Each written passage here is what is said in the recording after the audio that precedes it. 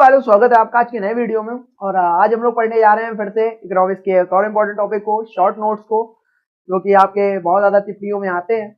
इस बार मुझे ऐसा फील हुआ कि जिन्होंने, फिलहाल मुझे नहीं पता कि शॉर्ट नोट लिखने से नंबर कटे या नहीं कटे, आज मैंने बहुत लोगों से बात करी जिन्होंने शॉर्ट नोट लिख के आए थे क्वेश्चन की जगह पे, तो उनके काफी नंबर कम हुए। खैर, कोई बात नहीं।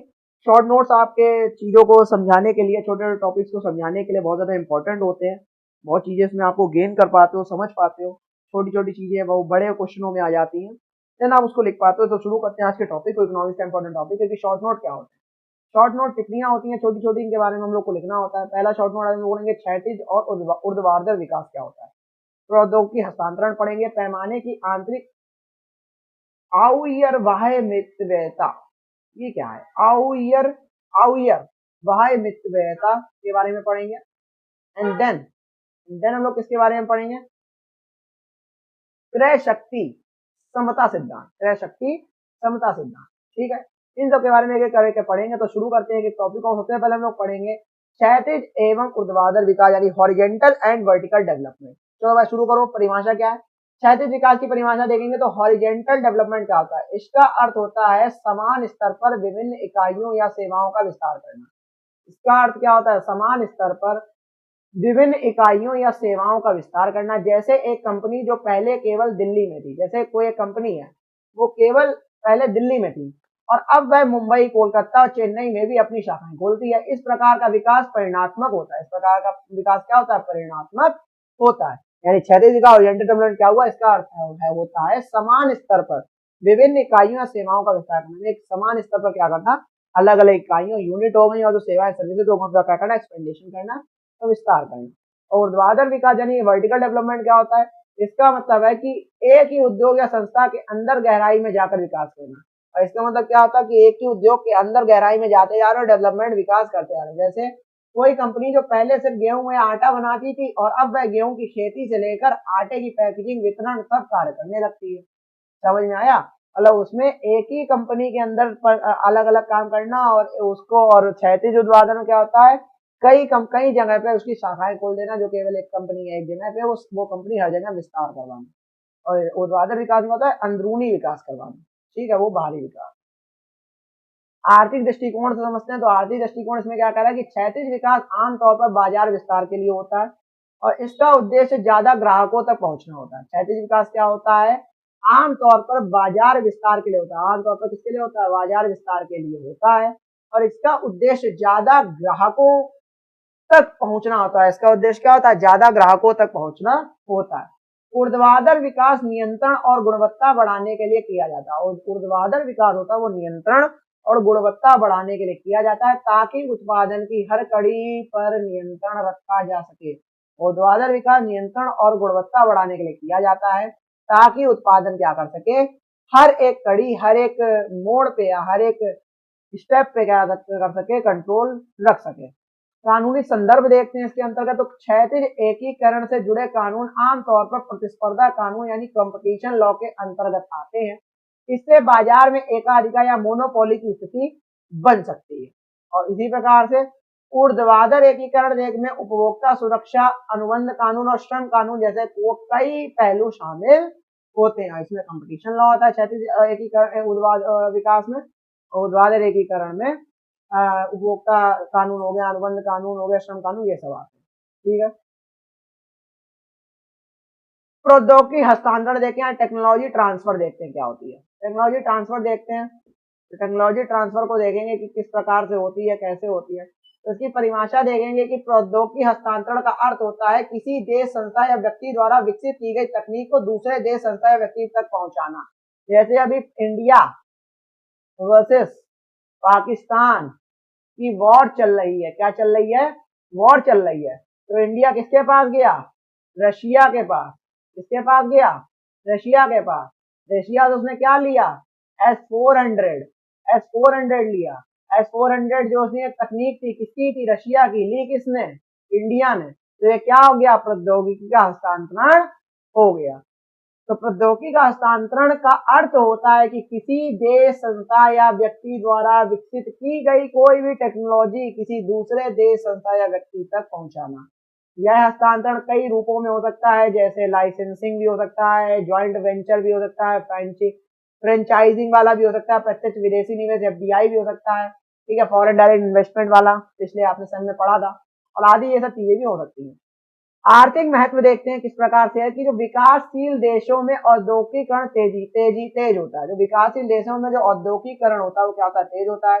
उत्पादन क्षमता और गुणवत्ता में सुधार होता है। उत्पादन क्षमता और गुणवत्ता में क्या होता है, सुधार होता है। नई नौकरियों का सृजन होता है। नई नौकरियों का क्या होता है, सृजन होता है। कानूनी पहलू देखते हैं तो बौद्धिक संपदा अधिकार, जो बौद्धिक संपदा अधिकार है जिसे हम लोग आईपीआर कहते हैं, जैसे पेटेंट, ट्रेडमार्क, कॉपीराइट, ये तकनीक को सुरक्षित रखते हैं। क्या करते हैं, तकनीक को सुरक्षित रखते हैं। आपने पिछली बार पढ़ा होगा अंतरराष्ट्रीय संधियां जैसे TRIPS, trade related aspects of intellectual property rights के तहत तकनीकी ज्ञान का आदान प्रदान क्या रहता है, नियंत्रित होता है। और अनुबंध कानून देखेंगे, तकनीक के हस्तांतरण के लिए कंपनियों के बीच एक करार होता है, कॉन्ट्रैक्ट होता है, जिसमें शर्तें, अधिकार और दायित्व निर्धारित किए जाते हैं। ठीक है। भारत ने जब हरित क्रांति की तब अमेरिका और मैक्सिको ने उन्नत बीज और खेती की तकनीक आयात की गई थी। तो आयात मतलब उसे दी गई थी। ठीक है। जब भारत में जब हरित क्रांति की थी, अमेरिका और मैक्सिको ने उन्नत बीज और खेती की तकनीक आयात की थी। ठीक है। उसी के बाद पैमाने की आंतरिक और बाह्य मितव्ययता, पैमाने की आंतरिक और बाह्य मितव्ययता यानी internal and external economies of scale क्या होता है, परिभाषा देखेंगे तो आंतरिक मितव्ययता क्या होती है, इंटरनल इकोनॉमीज, जब कोई कंपनी जैसे जैसे अपना उत्पादन बढ़ाती है वह अपनी लागत को प्रति यूनिट का कम करने में सक्षम होती है। जैसे जैसे जब कोई कंपनी जैसे जैसे अपना उत्पादन या प्रोडक्शन बढ़ाती है वह अपनी लागत को प्रति यूनिट कम करने में सक्षम हो जाती है। यह कंपनी के भीतर के कारकों के कारण होता है, जैसे बेहतर मशीनरी हो गई, श्रमिकों की विशेषज्ञता हो गई, बड़ी मात्रा में कच्चे माल की खरीद हो गई आदि, ये सब वो कम करने में सक्षम हो जाती है। अंतरिम मितव्ययता देखेंगे। और बाह्य मितव्ययता देखेंगे यानी एक्सटर्नल इकोनॉमीज देखेंगे तो यह तब होता है कि जब उद्योग के विस्तार से पूरी उद्योग श्रेणी को लाभ होता है। जैसे एक जगह बहुत सारी टेक्सटाइल कंपनियां खुलने से वहां अच्छे ट्रांसपोर्ट, सप्लायर और प्रशिक्षित श्रमिक उपलब्ध हो जाते हैं। जैसे अगर एक जगह विकास होगा तो वहां पे ऑटोमेटिक चीजें खींची चली आती हैं। कानूनी और नीतिगत परिप्रेक्ष्य देखते हैं। कानूनी और नीतिगत परिप्रेक्ष्य देखेंगे तो आंतरिक मितव्ययता को बढ़ावा देने के लिए सरकारें क्या कर रही हैं, कर छूट दे रही हैं, ऋण सहायता कर रही हैं और तकनीकी सहायता भी देती हैं। बाह्य मितव्ययता के लिए औद्योगिक पार्क बने हुए, विशेष आर्थिक क्षेत्र यानी SEZ बने हुए जैसी योजनाएं बनाई जाती हैं। कभी कभी इनसे प्रतिस्पर्धा में असंतुलन भी उत्पन्न होता है, अनस्टेबिलिटी भी उत्पन्न होती है, इसलिए प्रतिस्पर्धा अधिनियम 2002 जैसे कानून लागू किए जाते हैं।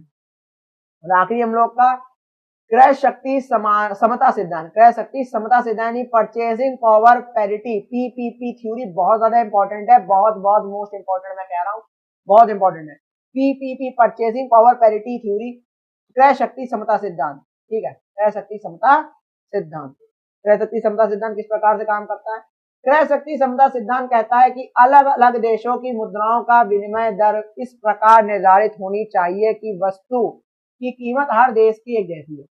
क्रय शक्ति समता सिद्धांत कहता है कि अलग अलग देशों की जो मुद्राओं का विनिमय दर, जो मुद्राओं की जो विनिमय दर है वो इस प्रकार निर्धारित होनी चाहिए कि एक ही वस्तु की कीमत हर देश में एक ही जैसी हो। यदि भारत में $1 का सामान 80 रुपए का मिलता है तो $1 80 रुपए की दर को PPP कहते हैं। तो यदि जो है उदाहरण देखो, अगर $1 का सामान 80 रुपए का मिलता है भारत में तो $1 80 रुपए की दर को $1 80 रुपए की दर को क्या कहते हैं? PPP कहते हैं। प्रकार कितने होते हैं? एक होती है सैद्धांतिक PPP, एक होती है व्यवहारिक PPP। यह आदर्श स्थिति दर्शाता है कि किसी वस्तु की कीमतें देशों में समान होनी चाहिए। कि सैद्धांतिक PPP क्या करता है? यह आदर्श स्थिति दर्शाता है। ठीक है, एक आइडल जो एक स्थिति होती है वो दर्शाता है कि किसी वस्तु की कीमतें देशों में समान होनी चाहिए। व्यवहारिक PPP क्या करता है? वास्तविक जीवन में कुछ भिन्नताएं होती हैं, जैसे टैक्स, ट्रांसपोर्टेशन कॉस्ट और मांग आपूर्ति, ये सब व्यवहारिक PPP में आती है। महत्व इसका क्या है? यह सिद्धांत देशों के बीच आर्थिक तुलना करने में मदद करता है। अंतरराष्ट्रीय गरीबी की गणना इसी आधार पर होती है और IMF और वर्ल्ड बैंक जैसे संस्थान भी PPP आधारित आंकड़ों का ही उपयोग करते हैं। ठीक है, देन अब हम लोग चलते हैं कानूनी और व्यावसायिक महत्व देखते हैं। तो अंतरराष्ट्रीय अनुबंधों में विनिमय दर तय करते समय PPP का विचार किया जाता है और सरकारें मूल्य नियंत्रण, सब्सिडी और मुद्रा नीति बनाने में भी PPP का इस्तेमाल करती हैं। समझ में आ गया? देन हम लोग रिवीजन चार्ट देख लेते हैं। आपको पूरा समरी दे देगा, विषय देखेंगे, परिभाषा देखेंगे, आर्थिक लाभ देखेंगे, कानून समझेंगे। विषय क्या है? क्षैतिज विकास क्या था? समाज स्तर पर विकास होता है, समाज स्तर पर विस्तार हो रहा है, ठीक है, और बाजार पर विस्तार होता है, इसमें प्रतिस्पर्धा से आर्थिक लाभ मिलता है। कानूनी संबंध इसका किससे किससे? प्रतिस्पर्धा कानून, उपभोक्ता अधिकार से। ऊर्ध्वाधर विकास, उत्पादन की गहराई में विस्तार हो रहा है, अंदरूनी, ठीक है। गुणवत्ता नियंत्रण होती है और लागत बचत रहती है। श्रम कानून, अनुबंध कानून इसमें होता है। प्रौद्योगिकी हस्तांतरण देखेंगे तो तकनीक का एक इकाई से दूसरी के हस्तांतरण होता है। औद्योगिकरण, नवाचार, इसमें बढ़ावा मिलता है। IPR कानून, अंतरराष्ट्रीय संधियां इसमें होती है। आंतरिक मितव्ययता क्या होती है? कंपनी के अंदर लागत में कमी, उत्पादन क्षमता, इसमें आर्थिक लाभ, उत्पादन दक्षता इसकी आर्थिक लाभ में दिखता है। और कानूनी संबंध में देखेंगे तो उत्पादन सहायता योजना इसके अंतर्गत ही आती है। उत्पादन योजना ही इसके अंतर्गत आती है। साथ में बाह्य मितव्ययता यानी पूरे उद्योग को लाभ मिलता है। और औद्योगिक क्लस्टर होता है, इसमें सहज नीति आयोग योजनाएं रहती है। क्रय शक्ति समता देखेंगे तो मुद्रा दर वस्तुओं की कीमत के आधार पर ही तय होती है और अंतरराष्ट्रीय तुलना नीति निर्माण होती है और विनिमय दर कानून, सब्सिडी नीति भी बनाती है। समझ में आ गया? ये कानूनी संबंध के अंतर्गत आती है। और यहाँ पे हम लोग के सारे शॉर्ट नोट खत्म हो गए। मेरे हिसाब से आपको बहुत अच्छे से समझ में आ गए होंगे जितने मैंने शॉर्ट नोट समझाए हैं। और यहाँ पे हम लोग का ये वीडियो खत्म होता है। अगर ये वीडियो आपको समझ में नहीं आई है तो 1.5x स्पीड ला के आपको वीडियो देखेंगे तो आपको बहुत अच्छे समझ में आ जाएगी। ऐसे वीडियो इकोनॉमिक्स के आते रहेंगे। तब तक के लिए जय हिंद, जय भारत।